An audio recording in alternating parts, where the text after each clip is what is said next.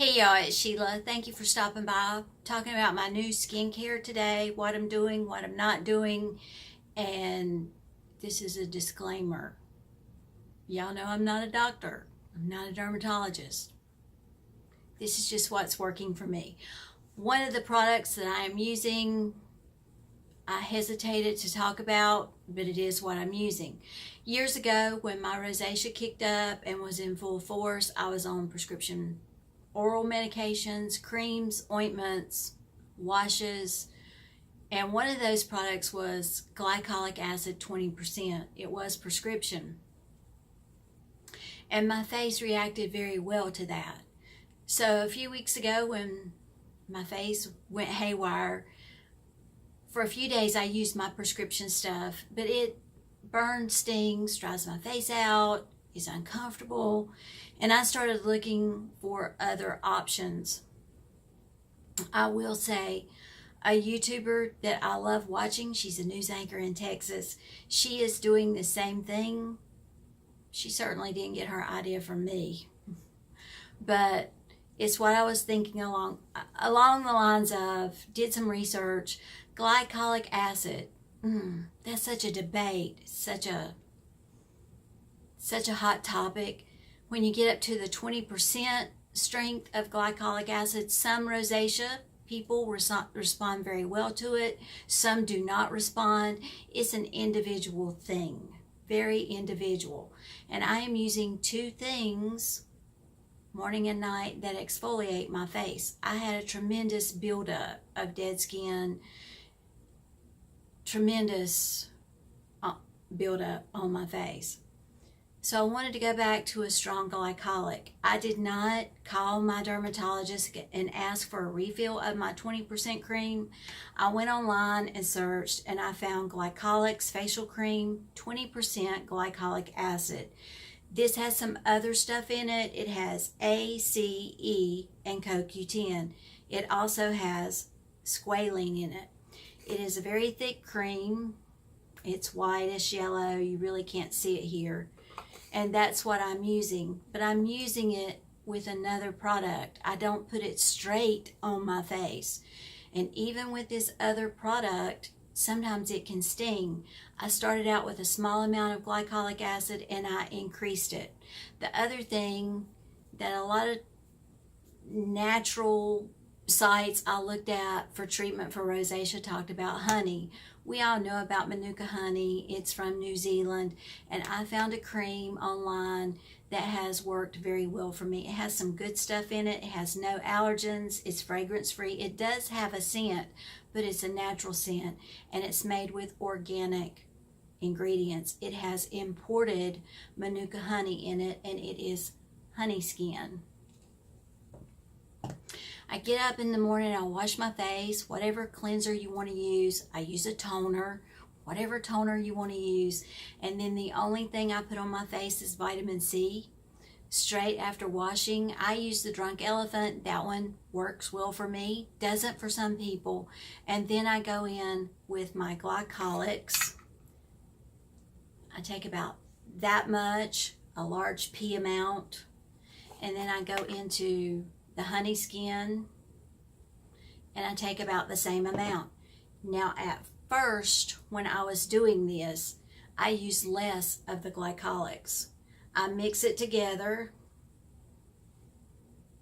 in my hand, and I put it on my face, neck, and décolleté. The honey, I'm just rubbing this into my hands. The honey skin, I think, keeps the glycolic acid from causing a lot of flaking. The glycolic acid does take away any flakes that I have from my nighttime skincare. What I do at night, I cleanse, I tone, and 3 to 4 nights a week, I go in with tretinoin, 0.05%. I'm not going to do this right now, but I take a pea-size amount and a pea-size amount of the honey skin. I'm getting a lot of sloughing off of dead skin cells. I'm not using any eye creams. I do not put the Glycolix right up under my eyes. I put just the Manuka Honey cream under my eyes. In the mornings, if I have a lot of peeling and flaking going on, I'll use a glycolic wash, and I let it sit on my face for a few minutes. And then I take a rough washcloth or my Foreo and I take off all that dead skin, and it's working. The Retin A mixed with this honey skin is still doing its job. It is, but I have less peeling and flaking. Manuka Honey, and I'm not sure about other honeys, I know Manuka Honey is rated on a scale, and it's called the UMF scale.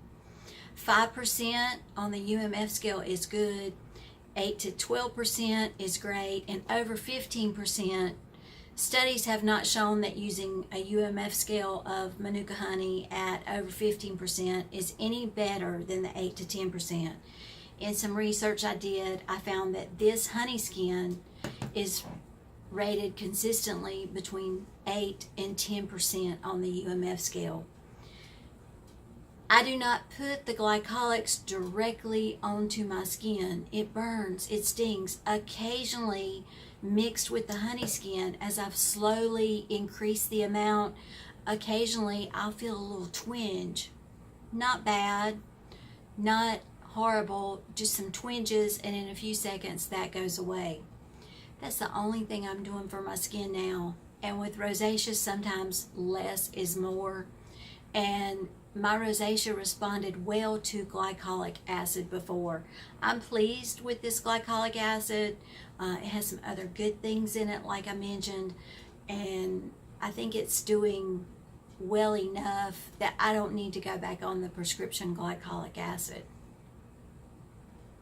Before you try something like a 20% glycolic acid, I would talk to my doctor.